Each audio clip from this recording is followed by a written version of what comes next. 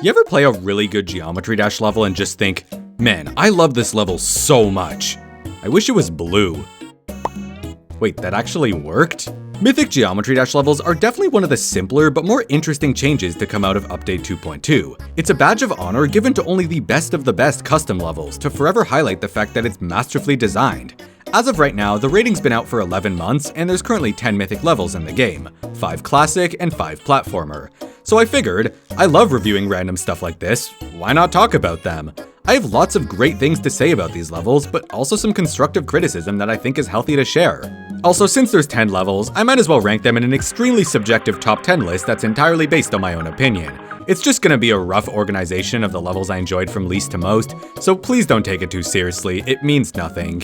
But before we start, I want to share my thoughts on the Mythic system in general. Like I said, it hasn't even been a year and there's already 10 Mythic levels, and this heavily goes against the developer, RobTop's original promise that there would only be 2 or 3 of them a year.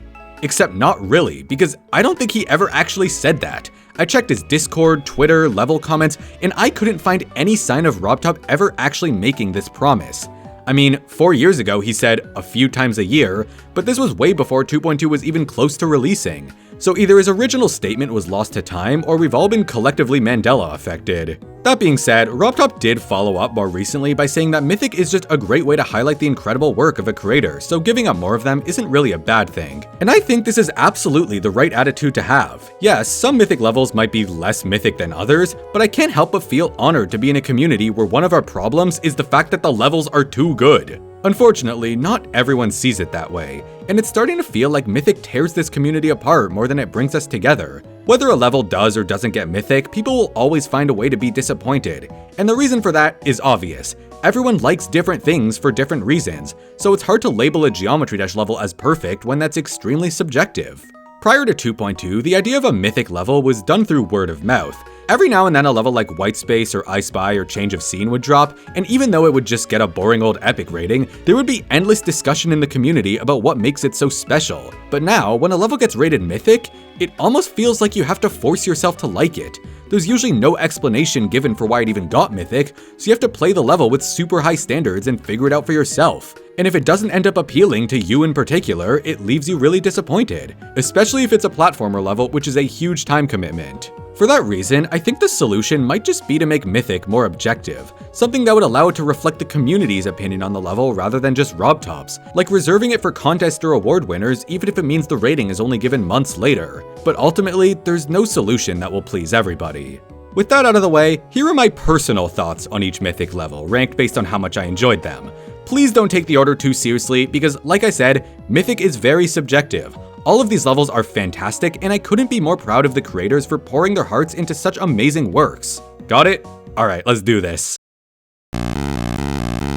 Coming in at last place is Pixel Path 2 by Owixan. I'm gonna butcher a lot of the names in this video, I'm so sorry. This one is a really cool platformer with some sick theming, but unfortunately I have to put it in last place since it's held back by a lot of pretty severe design issues. That's not to say I hate the level though, I absolutely love the vision for it, and it really shines in its environmental storytelling. This level is obviously a sequel to the shorter Pixel Path 1, but you don't really need any context from it.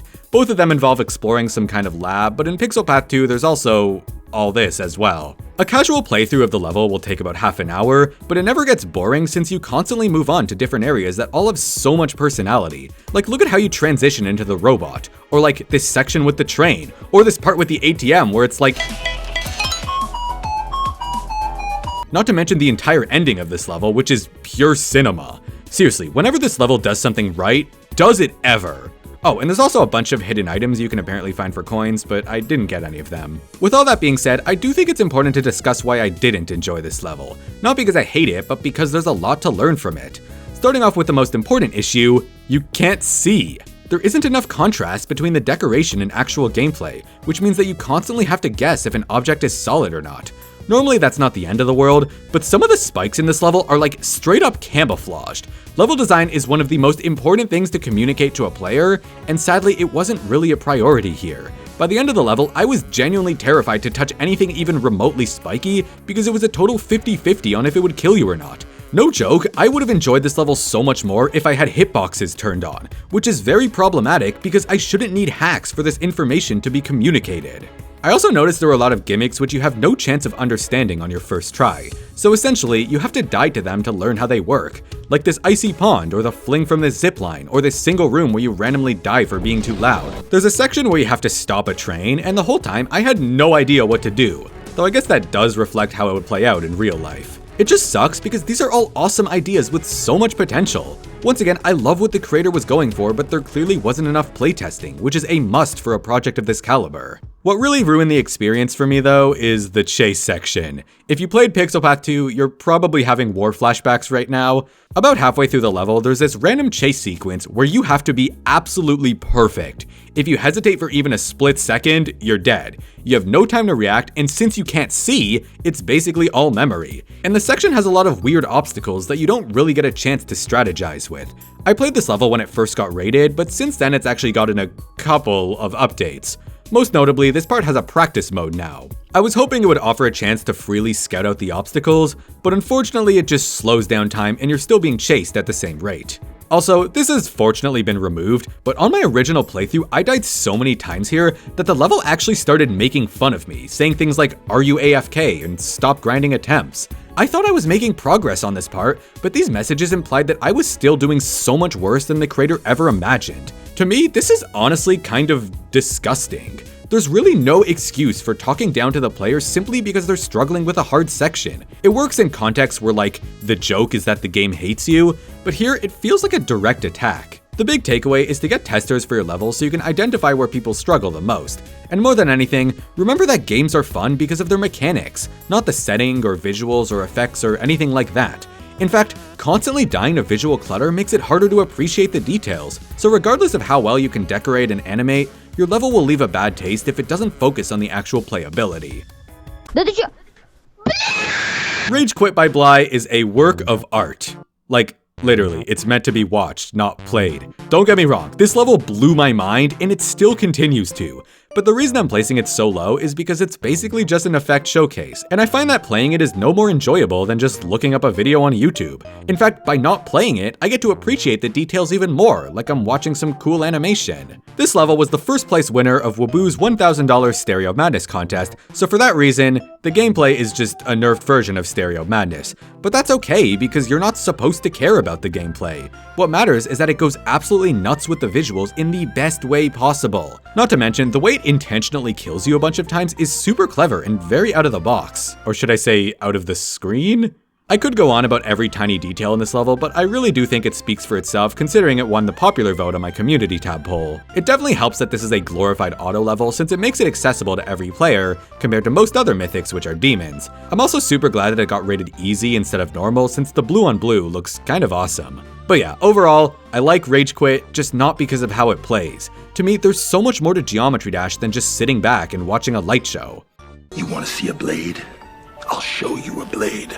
Tears of Denial by Matthew Game was the 10th level to ever get Mythic, and after his legendary streak, I'd say he had it coming. Most of his levels are very combat focused, with a sharp pixel art style and some extremely impressive engines running behind the scenes. But Tears of Denial cranks this up to a whole other level, to the point that you can't even tell you're playing Geometry Dash anymore. I don't even think this level uses a single vanilla mechanic. Like, even the movement feels different. It's just so amazing from a technical standpoint. The actual level is a sort of boss rush where you have to beat 3 increasingly difficult fights with multiple phases and lots of unique attack patterns. The bosses themselves are super cool as well, and the entire level just has this awesome art and animation style unlike anything I've ever seen before. Checkpoints are extremely sparse, so you have to really master all the attack patterns and be strategic with how you land your hits. Finally, the storytelling is also really nicely done, even if it can get a bit disturbing at times. All around, Tears of Denial is an excellent game that happens to be made inside of Geometry Dash. Now, there's 2 main reasons why I'm putting this so low on the list. Number 1, it's the only level I wasn't able to beat. Fortunately, you probably didn't even notice that I was using Nexus's footage this entire time. So, thank you, Nexus. Also, please unblock me from your comment section. I don't know why I'm blocked. I've only ever said nice things about the levels you showcase. But yeah, I'm just not good at these kinds of fighting games. I suck at conserving every last point of HP, and when I mess up, it can be really annoying to replay the same 5-minute fight over and over again. It's a total skill issue on my end, and I don't want to force myself to play a genre that I don't like. You're looking at someone who struggles with the Hollow Knight bosses and mains Kirby in Smash, so make of that what you will. My second problem with this level is the fact that it actually borrows a lot from another game called Worldless. The art style, boss designs, and even entire animations are lifted from it. And yet, as far as I can tell, the level doesn't actually credit Worldless in any way outside of the prequel level being called Shapeless. Which kinda sucks, because lots of commenters and even Viprin praise this level for being mostly original, and I had to search far and wide to find even the smallest mentions of Worldless. I'd never heard of the game before researching this video, and that's a problem because it shouldn't be kept a secret. It's clear that Tears of Denial was made out of love for the game, so that love for it should be shared with others rather than hogged. Look, it's totally fine to take inspiration from other games when making something, but I also think the level would have still been insanely good without trying to lift so much from it. I know it's just a passion project, so I really don't want to use the word plagiarism, but it's worth having a discussion about when it actually does become that. Because as the editor becomes more like a game engine, recreating games becomes less impressive and more like stealing. But I'll touch on that more later. Anyways, indie game developers need all the support they can get, and I don't think it's right to borrow this much from them and then leave the level description blank for the vibes. So if you enjoyed Tears of Denial and want to play a combat platformer kind of like it, definitely check out Worldless. It released about a year ago on all platforms to overwhelmingly positive reception. See, it never hurts to give credit. Thanks so much, Nexus. I like trains.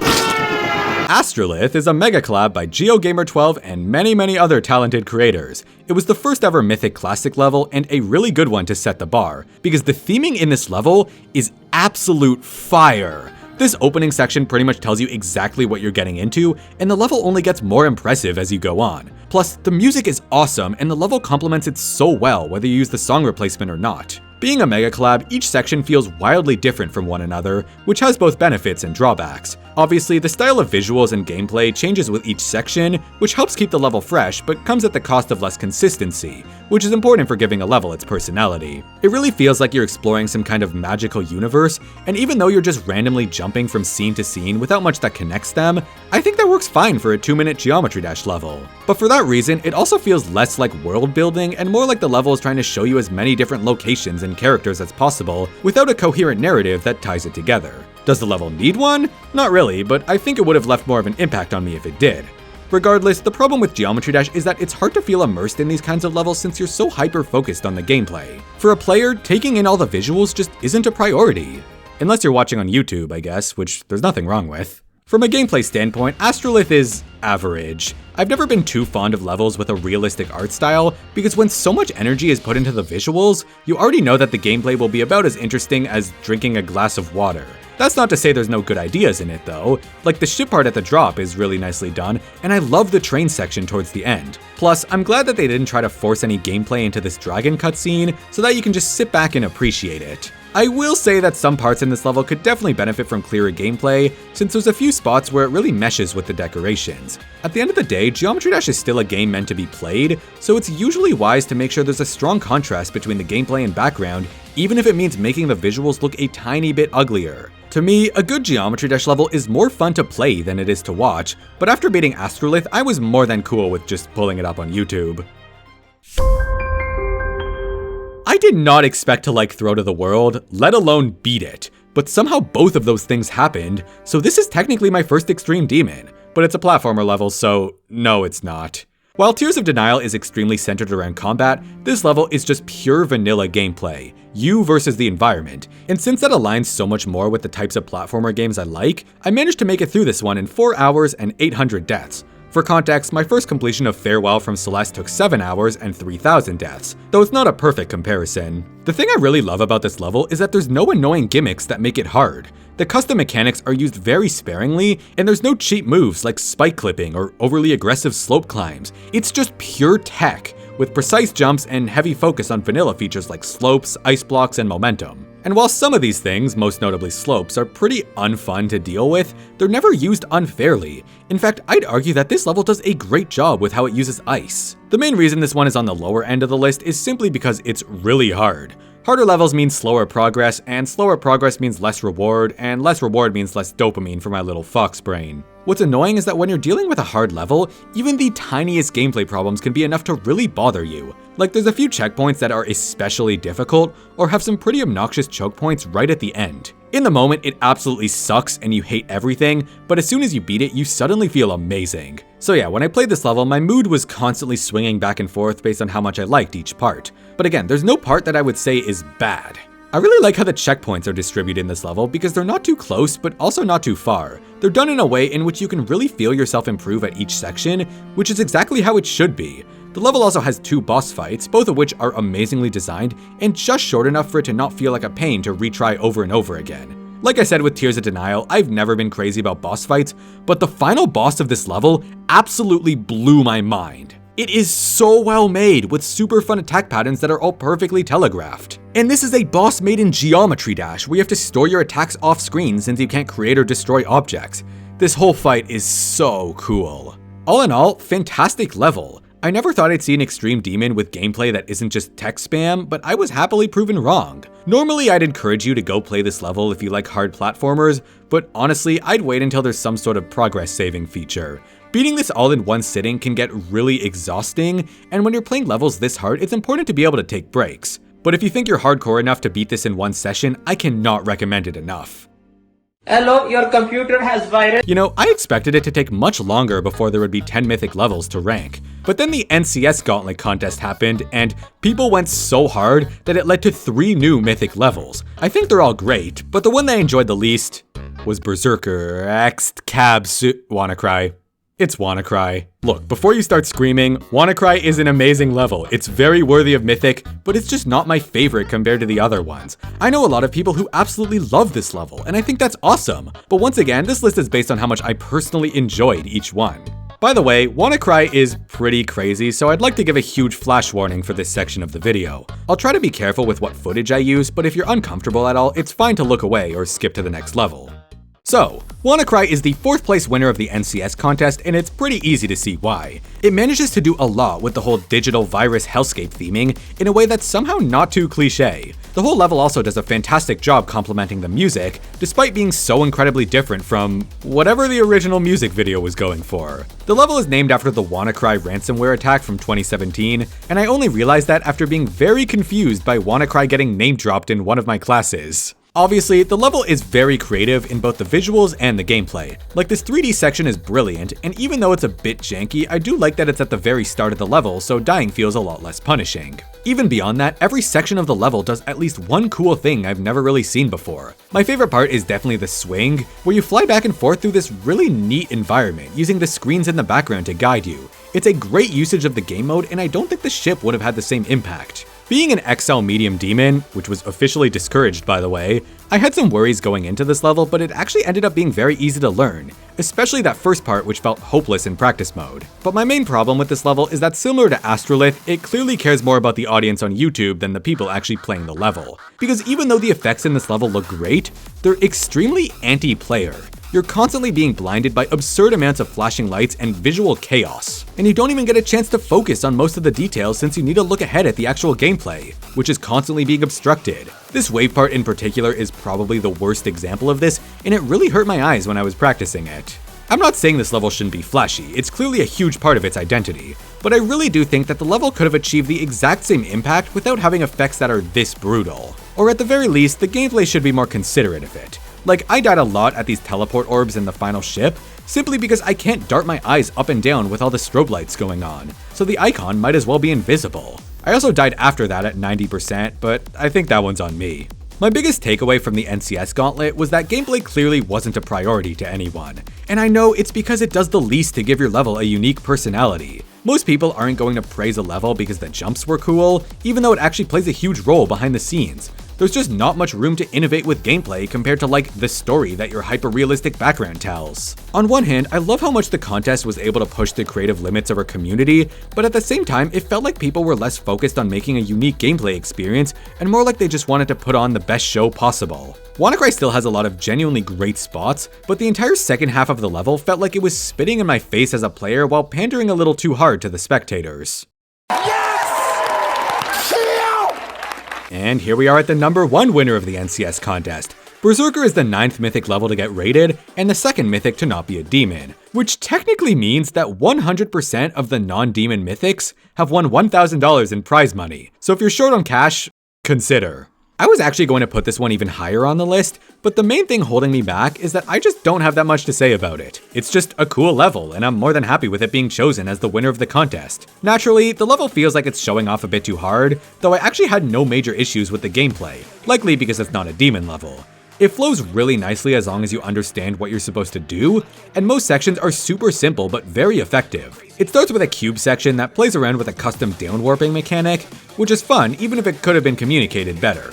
I like this part where you just hit a bunch of orbs since it takes very boring gameplay and makes you feel awesome from this epic rave going on around you. Similarly, in the ship part, all you do is follow a trail, but you're more focused on the destruction in the background and the super faithful recreation of the NCS visualizer. The gameplay here isn't groundbreaking, but it's still a perfectly valid use of the ship. The weakest part is probably this UFO section where you hit every orb, since the way you move around is really weird and the whole thing just makes me feel nothing. The gameplay in the final ship part also feels extremely shoehorned in, and if you take away the reckless driving in the background, you're just left with this. I don't know how you'd actually go at fixing this, but it's a clear example of putting 99% effort into the visuals and 1% into what you're actually playing. Like here, I put the Polar Guy ship part over Family Guy. Where's my $1,000? But jokes aside, Berserker looks amazing visually, and it's obviously the main reason I enjoyed the level so much. I find that it does a really good job at directing your attention to certain spots on the screen, so you can still appreciate the key details even if you're focused on gameplay. In a demon level like WannaCry, it's just a lot harder to effectively pull that off. I love how much sheer chaos there is from the drop onwards,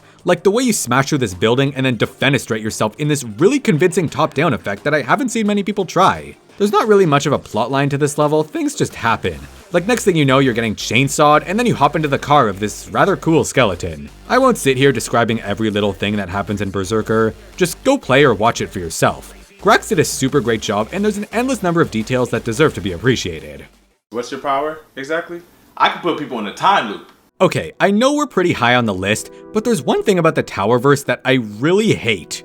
The fact that it's controversial. It's fine if you don't think it deserves Mythic, but that doesn't make it a bad level. I know the art style isn't exactly groundbreaking, but I find that it makes up for it in every other field. Visuals don't really make or break a game like many people in this community seem to think. Like nobody bullies Undertale for not having air deco. If anything, I actually prefer this style since I can clearly see every solid block and spike without confusing them for decorations like other levels. The Towerverse is the first ever level to get a Mythic rating, being released just 3 months into 2.2, and that's probably why people are so critical of it. When I think of Mythic levels, this is the first one to come to mind. But personally, I could not think of a better choice, because it uses and demonstrates pretty much every new 2.2 feature flawlessly. Pixel blocks, camera controls, area triggers, particles, keyframes, they're all used in such simple but effective ways. Everything still feels like Geometry Dash, so it's a perfect way to inspire creators and show them what's possible without making it look too complicated. Also, everything in the Towerverse has so much charm. There's a bunch of mushroom guys that comment on the most random things, and it reminds me a lot of the flowers from Mario Wonder. I love the bits of GUI for the level, especially the save indicator. There were definitely some things that felt excessive, like this quest start message or the use of an achievement system, but it's all in good fun. Also, the fact that this level is fully localized for 2 different languages is insanely underappreciated. I don't think people realize just how much work that is for a project of this scale. Moving on to the actual gameplay, it's insanely polished. Every area has its own unique set of mechanics, slowly building on them as you progress and following a super smooth difficulty curve. There's so much personality at every moment, and the use of coins encourages you to take your time and explore everything. The only major gameplay issues I encountered were like the crappy camera in this cave part and a few bits of the propeller section. Oh yeah, if you don't know the propeller section in this level, this part alone would be enough to get rated as a platformer demon. It's probably where the demon difficulty comes from in the first place, unless it's from the level taking about an hour to beat casually. It centers around this custom mechanic where you jump really high and float down, but have to heavily focus on how you control yourself midair. About halfway through, it starts introducing more advanced tech like sideways gliding, which probably should have been taught in a safer place rather than the middle of a super long checkpoint. I do like the overall checkpoint placement though, since it forces you to be a lot more careful and really master the mechanic. Once you get the hang of it, it's a lot of fun.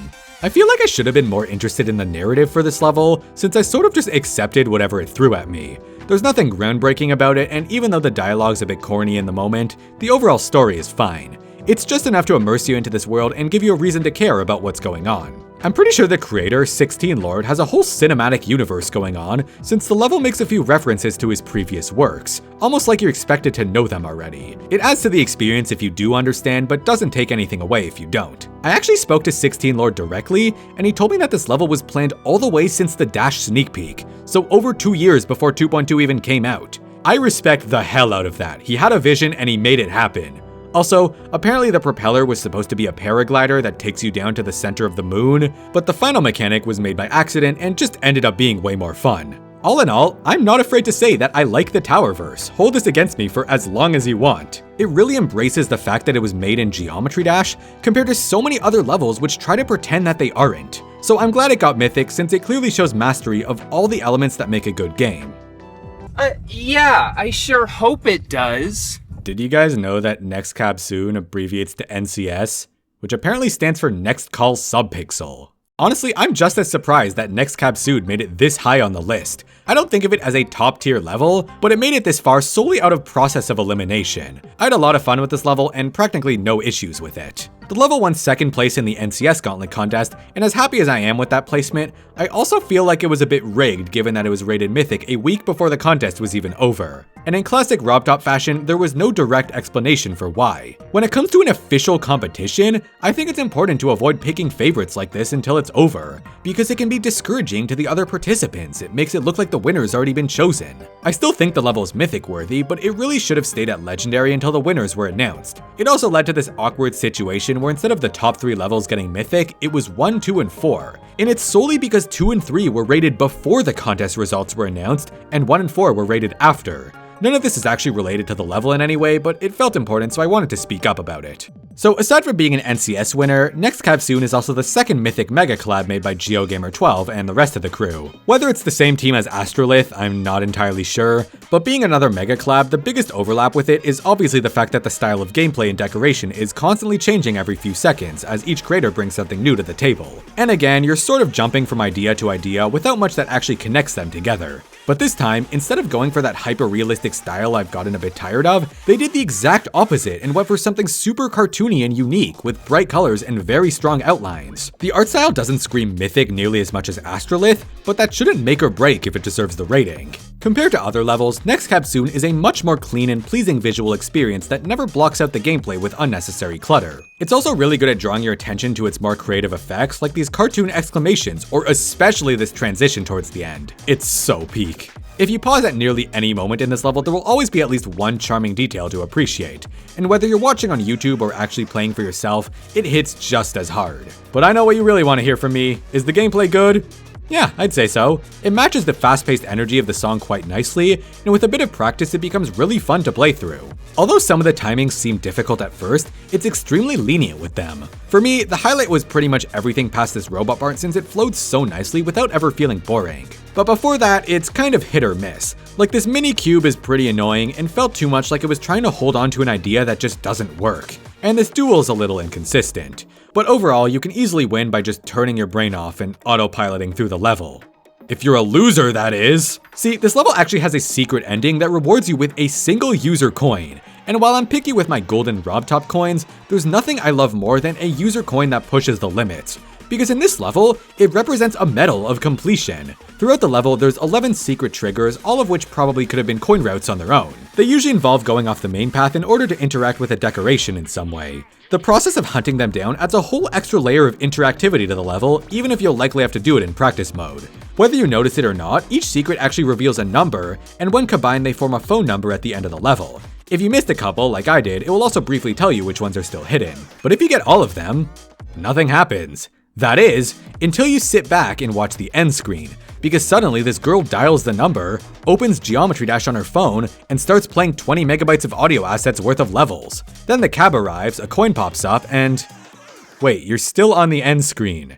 If you want to actually pick up the coin, you have to replay the entire thing from zero now that the flag is set. I'll admit this part is kind of excessive, but I was really wowed by the idea of a coin that extends outside the confines of the level, so I'll let it slide just this once. Anyways, the genius of this coin comes from the fact that most secret routes are actually more fun than the main ones, so it lets you customize your run a little and adds a ton of replayability, whether that's going for the coin or just finding more numbers than last time. So yeah, it's a good level. Congrats to everyone involved. So before we move on to my favorite Mythic level, I thought it would be fun to cover some honorable mentions, as in levels that didn't get Mythic but I think deserve it, because I'm pretty sure we all have a few. After all, the rating is extremely subjective.